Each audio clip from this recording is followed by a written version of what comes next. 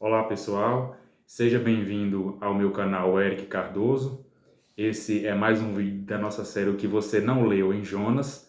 Antes de irmos para o vídeo, eu peço que você curta, comente aqui sugestões de vídeo, dúvidas, que você se inscreva no canal e assine o sino das notificações aí, para você ser avisado de novos vídeos, e compartilhe o vídeo com seus amigos que precisam ouvir mais sobre isso, tá? Essa nossa série é sobre o livro de Jonas.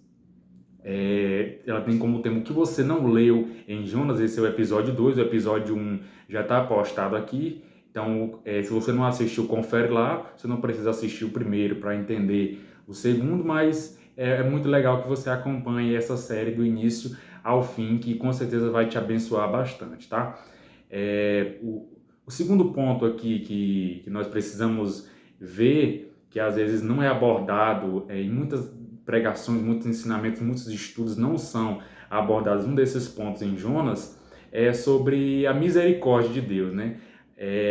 Muitas pessoas vão estudar, quando vão estudar esse livro, vão falar sobre esse livro, elas focam muito ou digamos assim, na covardia de Jonas por ter fugido e desobedecido a Deus, ou no peixe grande, né? Que engoliu ali a Jonas, depois vomitou. Jonas passou 3 dias no ventre da baleia. Outros focam muitas vezes no final do livro ali, quando Jonas tem aquela planta que cobre ali a sua cabeça do sol, que depois vem uma lagarta e come, né?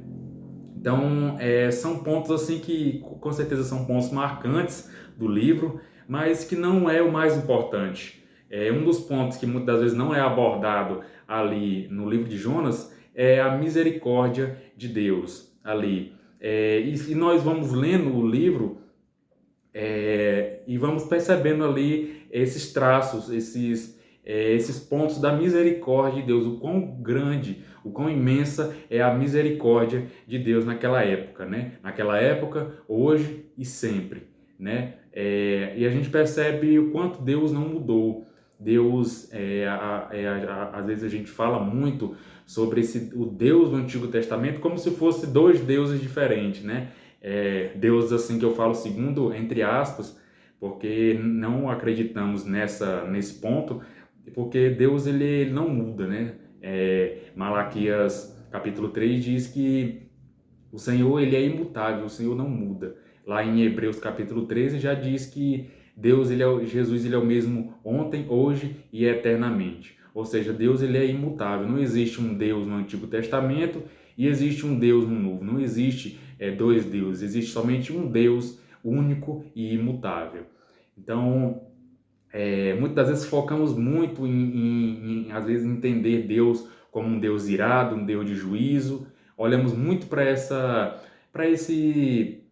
característica de Deus no Antigo Testamento, e muitas vezes colocamos isso como se não fosse uma coisa do Novo Testamento, né?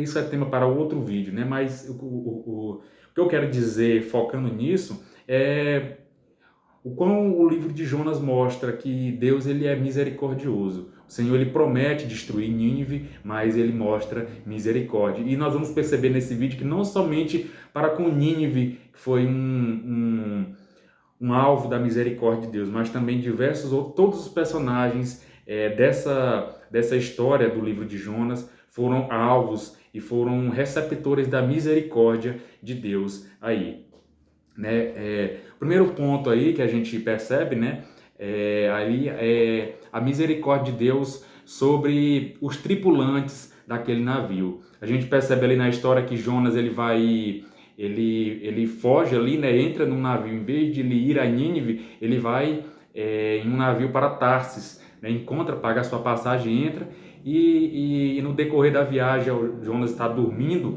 lá no barco e começa uma grande tempestade, né? Eles começam a clamar cada um ao seu Deus. O texto diz assim, né?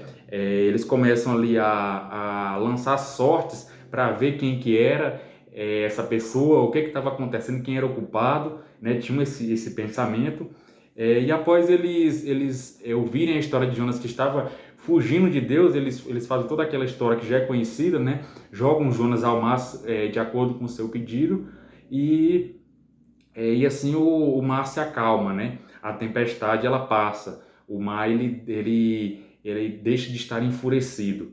Então, percebemos ali a misericórdia de Deus sobre aqueles tripulantes, né? Que o texto fala, o texto é claro, mostra que cada um tinha um Deus e cada um começa a clamar para o seu Deus. O texto até coloca corretamente, claro, né? Um D minúsculo ali, mostra que eles tinham diversas divindades ali. Que cada tripulante tinha o seu Deus, o seu ídolo, por assim dizer. Então eles começam a clamar, ou seja, era um navio cheio de pessoas idólatras, com ídolos, com deuses falsos, que não adoravam o verdadeiro Deus perante uma tempestade que estava no controle de Deus. Então o Senhor ele poderia muito bem ter, após Jonas ter sido engolido pela baleia, ter sido jogado ao mar, aquele barco ter sido destruído. Não era uma obrigação de Deus salvar aqueles homens ou poupar aqueles homens de morrer naquela tempestade. Mas o que nós percebemos ali é que o Senhor ele tem misericórdia, ele age com misericórdia para com aqueles homens que cada um tinha o seu Deus, que não adoravam ao Deus único, mas tinham ídolos para si, oravam a outros deuses e não reconheciam o verdadeiro Deus. E mesmo assim, o Senhor ele traz misericórdia sobre aqueles tripulantes do navio. O segundo alvo ali da misericórdia de Deus no livro de Jonas é o próprio Jonas. Nós percebemos a misericórdia de Deus ali com Jonas do início ao fim, né? Primeiramente o Senhor chama Jonas, né? Jonas foge. Ali o Senhor ele já poderia ter destruído ali todo aquele navio. Ele poderia não ter salvado Jonas, né? E como já disse, nem ter salvado aqueles tripulantes, mas o Senhor ele tanto salva, poupa os tripulantes de morrerem naquela tempestade, na fúria do mar ali, destruir todo o navio e matar todos aqueles tripulantes.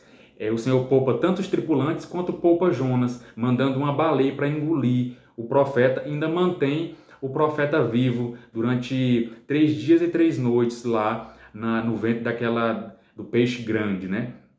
Então, e são vários pontos, não foi só, por exemplo, não é só uma cena ali da história que nós vimos a misericórdia de Deus. Vimos a misericórdia de Deus por não destruir Jonas, por ter fugido de um mandamento de Deus. O Senhor manda Jonas pregar, mas ele foge, toma um outro destino para que pudesse desobedecer a Deus. Mesmo assim, o Senhor manda um mar enfurecido para eles, e assim manda ainda uma baleia para engolir, poupa Jonas, coloca ele no ventre de uma baleia. O Senhor poupa também Jonas dentro da baleia, por assim dizer, estamos mencionando aqui, mas o texto não fala de uma baleia, né? Fala de um peixe grande. Às vezes caímos aí mencionar esse dito popular, né, que era uma baleia, mas o texto não diz especificamente que era uma baleia, né, um peixe grande.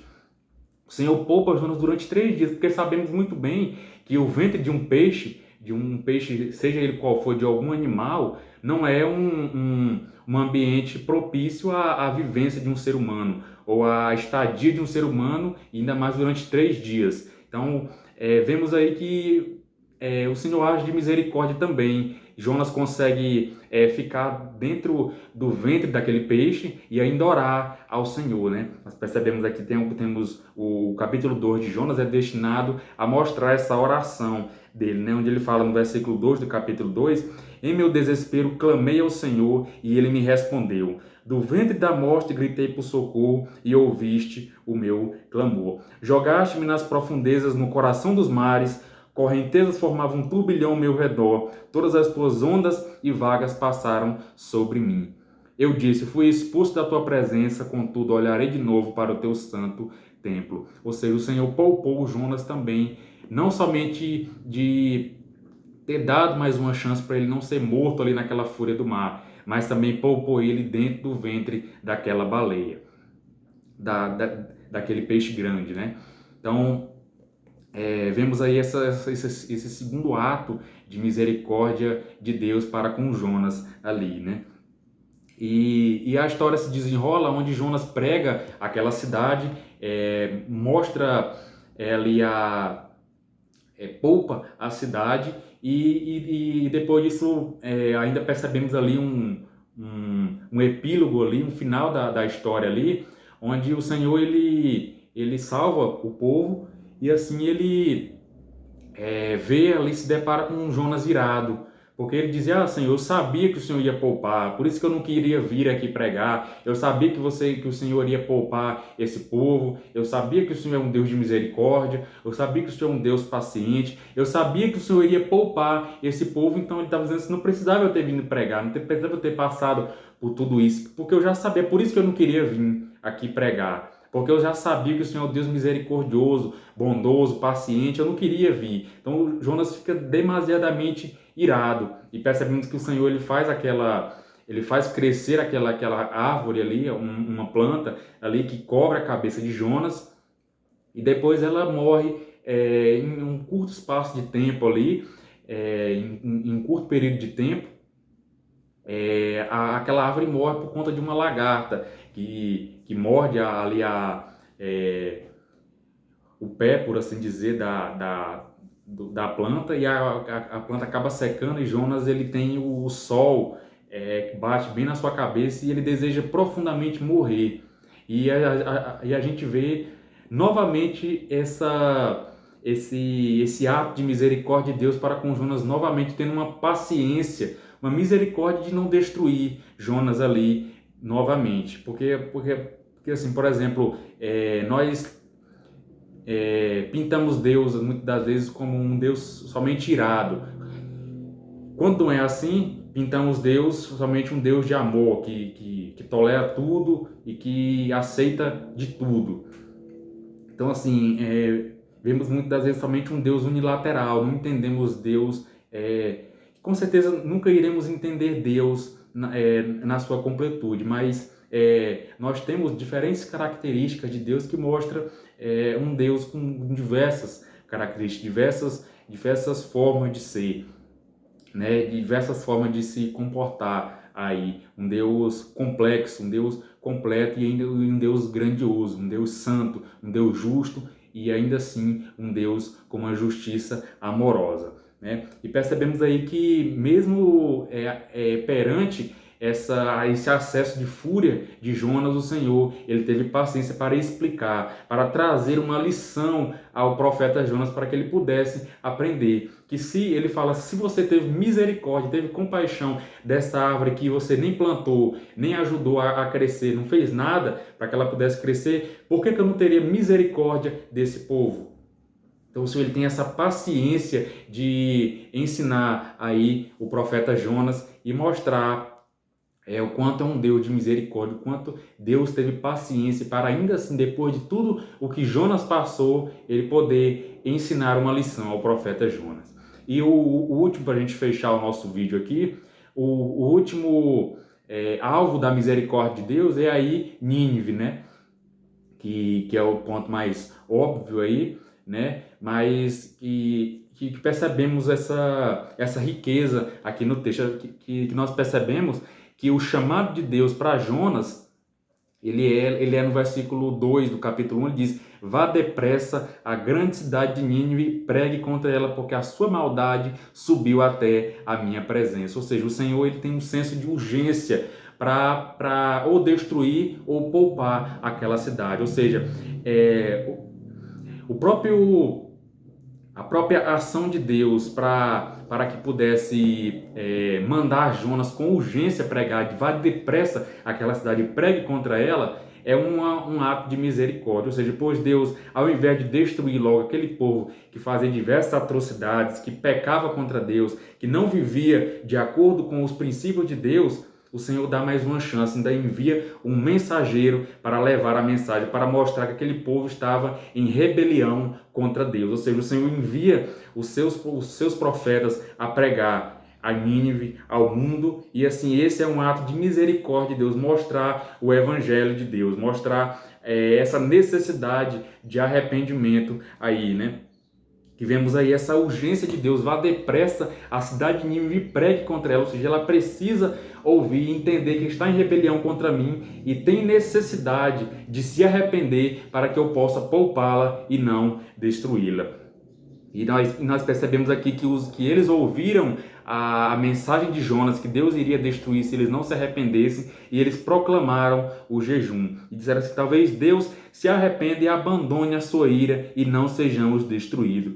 No versículo 10, 9 e 10 aqui do capítulo 3 de Jonas diz, e tendo em vista que o que eles fizeram e como abandonaram os seus maus caminhos, Deus se arrependeu e não os destruiu como tinha ameaçado. No final aqui, no versículo 10 também do capítulo 4 e versículo 11 aqui, ele diz, mas o Senhor lhe disse, dizendo a Jonas, você tem pena dessa planta, embora não a tenha podado nem a tenha feito crescer, ela nasceu numa noite morreu.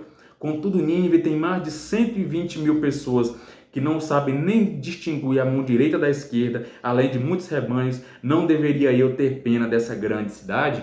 Ou seja, vemos aí esse último alvo da misericórdia de Deus, que foi Nínive, que recebeu essa chance de ouvir a mensagem, não ser destruída logo de cara, mas ouvir a mensagem de Deus, ouvir a pregação de Deus, a pregação de Jonas aí, levando a conhecimento deles, a existência de Deus, a necessidade de se arrepender e abandonar os seus maus caminhos. Eles se arrependeram, ouviram a pregação de Jonas, se arrependeram e assim Deus poupou. Ou seja, que a lição que nós tiramos aqui é que Deus ele é um Deus misericordioso e que o livro de Jonas nos mostra muito sobre isso. Mostra muitas facetas, por assim dizer, vamos usar essa palavra aqui, muitas características de Deus, e uma delas é a misericórdia. Uma delas é esse Deus grandioso, que as suas misericórdias elas são de eternidade e eternidade e são a causa de nós não sermos consumidos, porque elas se renovam a cada manhã. Nós vemos isso lá em Lamentações capítulo 3, né? Interessante que lá, com certeza é um tema para um outro vídeo, mas o profeta Jeremias, ele mostra que em meio à destruição, a todo aquele caos que se instalou por conta do juízo de Deus sobre Israel, ele diz que não era uma culpa de Deus, mas ainda assim Deus era misericordioso. Deus ele era justo, Deus ele era amoroso, Deus ele é amoroso, é misericordioso e as suas misericórdias são a causa de não sermos consumidos. Então que possamos guardar isso em nosso coração, que possamos entender, ver o Senhor dessa forma, como um Deus justo e um Deus amoroso. Não são dois deuses, um Deus de juízo, um Deus irado no Antigo Testamento e de amor no Novo Testamento, mas um Deus igualmente amoroso e igualmente justo, um Deus irado e um Deus misericordioso, um Deus justo e amoroso, que possamos guardar essa mensagem em nossos corações. Amém.